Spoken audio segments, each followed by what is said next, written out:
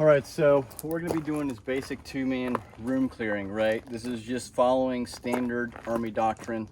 If you go and download the 1993 CQB PDF that you can find on the internet, basically the same information. Yeah, have they updated it? If different teams have their own kind of flavor to it, sure. But this is just the basics and working on the teamwork and mastering this basic level, and then you can worry about how advanced it needs to be. Again, CQB is generally fast-paced and violent, and you know, it's like a death trap, right? So that's why the highest level guys do this shit.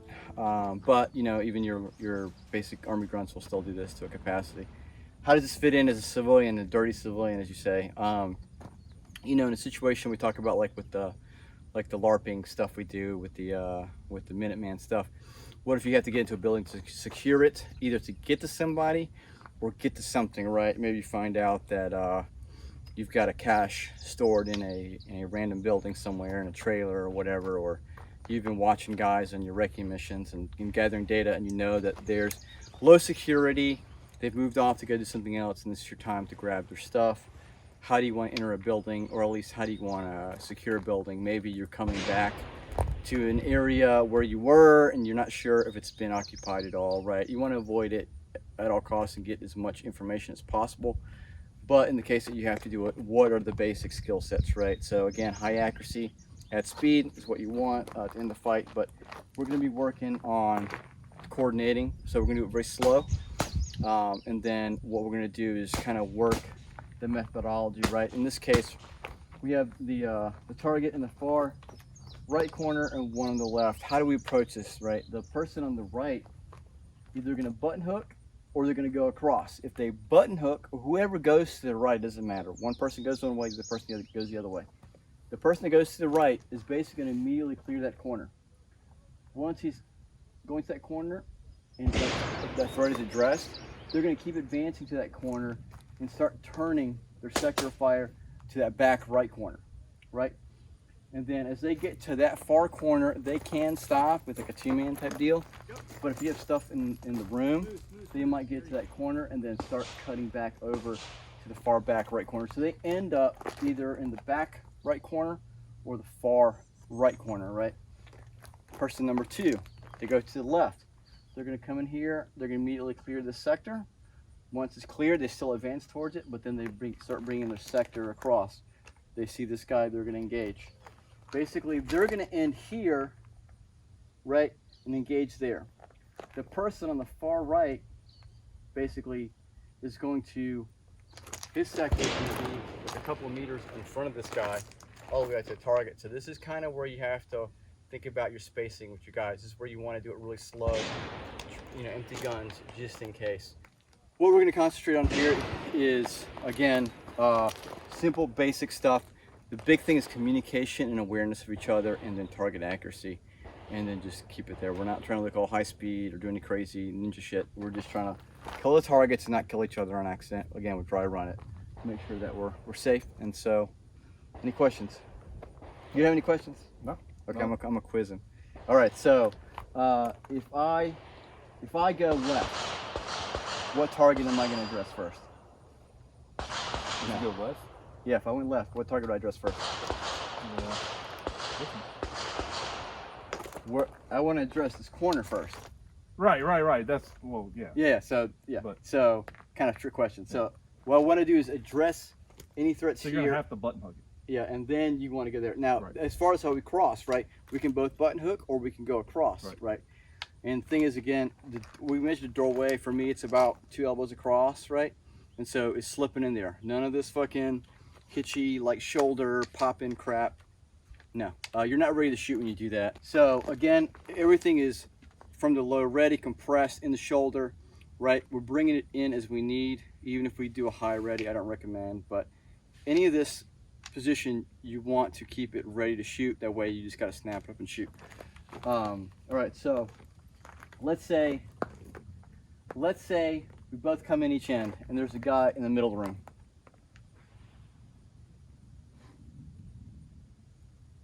What do we do? If we're both coming in? Yeah, it doesn't matter which one of us. One of us is coming right in after the other. Like Again, the timing is you want basically the guy like in a safe proximity, but like right behind. You don't want one guy coming in, a second or two later the other guy comes in. You want to basically almost overlap. So we have a guy somewhere in the middle. We're both coming in. We're going across. What are we doing? First one in is going to take the shot. Straight through? No, you're going to take the shot and then button hook. Right. So you would come in as you're coming to the door. If the guy's right there, I'm going to probably shoot him, but you immediately got to go to your sector, right? Yeah. You could shoot the other guy in the center of the room, but you immediately want to go to the corners, and then as you sweep back to your sector. This is where you want 3 or 4 guys, because number 1, number 2 check the corners, 3 and 4 are going to check the centers and the back corners. So with 2 guys, you kind of got to make up the work. It's kind of a shit sandwich. You never want to stand in the doorway. You want to get in or you want to get out. If you start taking shots, back the fuck out, or just go balls deep if you got armor or whatever. But you know, you kind of fucked either way.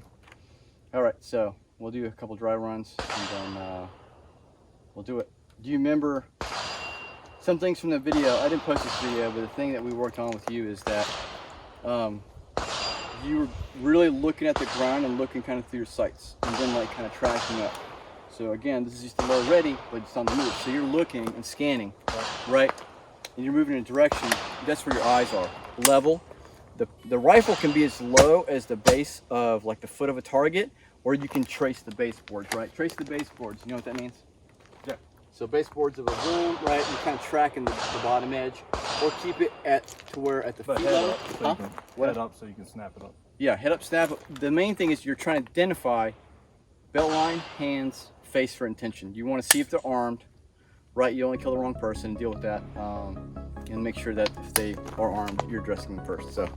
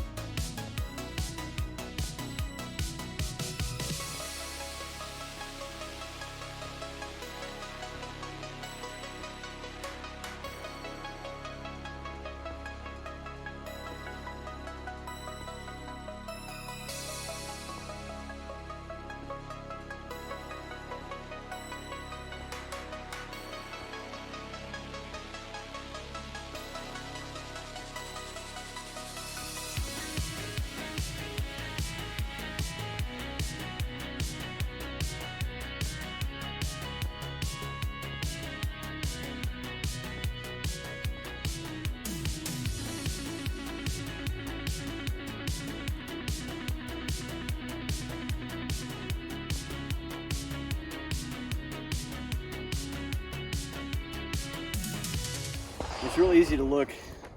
The guys who look really good at this put a lot of work in, right? So what we'll do is I'll show you how to go across. You know, if I'm going, I always say first guy, take the path of least resistance. If that's the hard corner, he's taking care of this, shot this guy, going across, right? This is the most threat level guy. Second guy should be right on his ass. He may also address this guy, come in to explain, and then he's stepping, and then he's going to stop. He's going to stop 1 meter from his buddy who's in that far right corner. So you're basically covering everything except the meter in front of the others, right? So the idea is, if you go there, number 3 guy is going to go to that corner, and number 4 guy is going to come in right here and be on this wall with him. And then number 4 guy turns around, becomes the door cover guy, and he now leads everybody out. If you're the last guy in the room, if you're going back out the same door, that guy is going to be leading them to the next room. So just scan. Right. Yeah. Again, we're 2 guys, so we kind of have to do the work of 2 or more guys, of 4 more guys, right? In reality, I just want to pan it from the outside of the room. Right. Now, yeah, if you could be like out a ways and like look in the room and get as much information before you go in, yeah. Well, again, we got to separate just the mechanics of entry and engaging targets from the theoretical situation, with the what ifs. You don't want to be caught up in the details of like what's going on or what's in the room. We're simply working on the mechanic of entry, scan, and then accurate shots on the target. You know, if we went to, after you got that mastered, then you would start doing things like, oh, we've got furniture. Oh, we've got to open the door. Oh, like we've got hostages and no shoots or whatever mixed in, right? And so you see how this begins to be a culmination of high accuracy from like your up drills, your presentation of the rifle has to be on point. That has to be subconscious. That's why we work so many with like the basic up drills, right? That's like the basic, it's one of the building blocks of this, right? And then we got to do that while we move. You work on moving forwards or back, really just forwards, and then you learn how to do it while you're walking left or right. Like how do you zigzag your hips and then use your upper body to shoot, right? And I then think the parallax issue I'm having too with picking up the dot, I'm overextending the walk past the target. Like I'm already putting rounds in, and I'm still looking at the target, and then all of a sudden I turn. Right, I'm not able to track it because I'm actually looking damn near backwards, and I need to go ahead and start turning before that. Correct, yeah. As soon as you go in, there's nothing there. You move to the next piece of wall, nothing's there. You see a target, you fire to, your red dot should touch that black dot or somewhere there, and you should fire. You should be able to have the skill level to trust yourself. You could fire 2 quick succession rounds, fire off 2 shots into the kill zone, and then you're moving to the next piece. And then of course it's blank all the way to this guy, right? If we had 5 targets in here, you would systematically address them one by one, and you would address them in that order. But since we were limited on targets, we kind of just pretend that this is more a realistic situation where we have two meth heads or 2 gangbangers, 2 assholes, whatever, and we're just fucking, we've determined the situation is enough for us to come in here and confidently come in the fight, because we're not thinking about the what ifs of the scenario or like anything in detail. This is just like we strip all that away, and this is simply the mechanics. This is like the up drill of CQB in a sense, of room clearing. It's just like walking and shooting, and that mechanic is based on this fundamentals of shooting at the up drills and shooting on the move. All right, so let's compare. I don't think you had any really even off the paper. All right, so 1 high, kind of like a high neck shot, right? For being anatomically correct. Other than that, I'm pretty good. AK. Right, so pretty good, right? How do you feel about shooting these at this distance while on the move? The group could be much tighter. I think it's mainly just the coming in over the corner. So here, in there. Oh, right. This is pretty good. I mean, think about this. We're on the move. This is less than a hand. Yeah. Right, and that one over there. Mostly it's within that 8-inch circle, right? So, I mean, it's easily within a C zone, most of an A zone, right? What metric do you want to use? So, I think pretty good. I'm hesitating too long. Which one? Yeah. I want you to run. Like getting it on target. I knew these were going to be off. I knew these were kind of low. I was aiming too low. You're being very critical of yourself. Yeah. Like, these are good shots. Like, on the move like that, being within, you know, easily half a C zone. I mean, this is far one is barely outside. There's one like off the paper, but it's still center line. Like, in my mind, I'm like, everything needs to be in the black circle. In the sleeve. Yeah. Yeah. Good luck, and then you can shoot like the Delta guys, right? But in my mind, like, I know I can do it. That's what you're aiming for. You're aiming for that, so that way when you get in that 8-inch circle, I guess I know my accuracy, I can do it, but my performance isn't there yet. your accuracy doing an up drill standing, Yeah. versus an up drill Moving. while you're moving. Yeah. And having to think about like where you got to go in the room. So what I'm saying is, like, we're really hard on ourselves in general about stuff. So other guys will be happy with it. yeah, well, they'd be happy just hitting the fucking they're paper. happy with the whole fucking target. Yeah. Right. And so this is what I'm saying is, I think this is where we see it in those groups. Yeah. Oh yeah. Yeah. Oh yeah, we didn't get to work on reels today. Fuck. I didn't tuck it. And now you see why you tuck it? So yeah. Because everybody does this fancy shit like they're holding, like if you're on cover, all good. But if you're walking and running with a gun, it's bobbing around. And I wanted to switch to pistol, but no rifle. Yeah, you're not going to be running like this, right? Like you're trying to do that.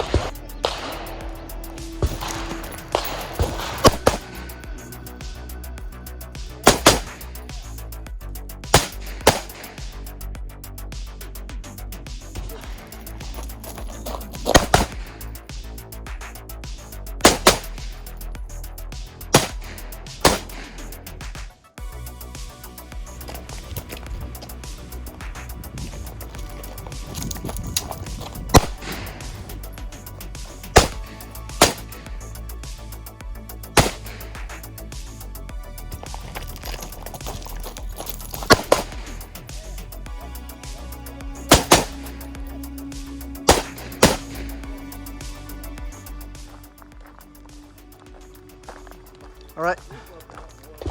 Open up a little bit, right? But look, we have one of the D zone -3 there, and the one on the top perf, top shoulder, and then the 2 on the head for me.